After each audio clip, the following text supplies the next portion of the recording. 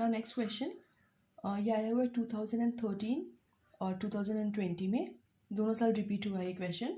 We have to find out the missing frequency P. ये है missing frequency and the mean is given that is 50. Class interval आप देख सकते हैं यहाँ पे टोटल जो नंबर है वो है 5, इसलिए यहाँ पे जो एग्जैक्ट मिडिल टर्म होगी, सबसे पहले हम एक्स आई निकालेंगे और जो मिडिल टर्म है वो है हमारा assumed mean.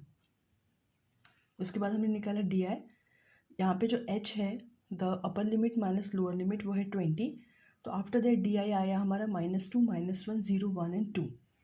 F I D I का मल्टीप्लीकेशन करेंगे तो इसका समेशन आएगा 28 माइनस पी. हमें p की वैल्यू फाइंड आउट करनी है.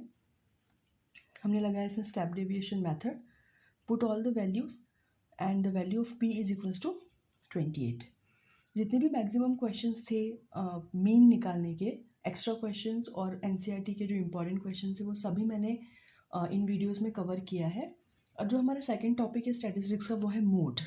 मोड बहुत सिंपल तरीके से निकलता है. मोड मतलब होता है मैक्सिमम फ्रीक्वेंसी. इसमें भी ग्रुप्ड डेटा है और अनग्रुप्ड डेटा है. अनग्रुप्ड डेटा के क्वेश्चंस नहीं आते हैं क्योंकि ये बहुत ही ईजी है. जैसे ये है, इसमें कोई ग्रुपिंग नहीं है, सिंपल अनग्रुप्ड डेटा है.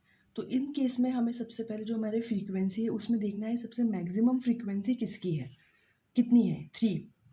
जो मैक्सिमम फ्रीक्वेंसी है वो 3 है और 3 जिस क्लास इंटरवल में आपका आ रहा है वो है आपका मोड.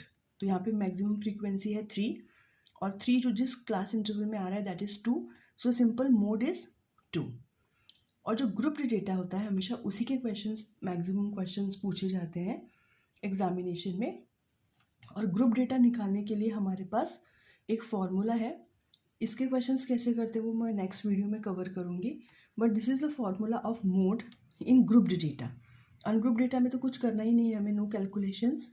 ग्रुप डेटा में हमें कैलकुलेशंस लगेंगी. F0, F1 और F2 की वैल्यू कैसे निकालते हैं, L और H ये कैसे निकालते हैं, मैं आपको नेक्स्ट वीडियो में विथ एग्जाम्पल डेफिनेटली बताऊँगी.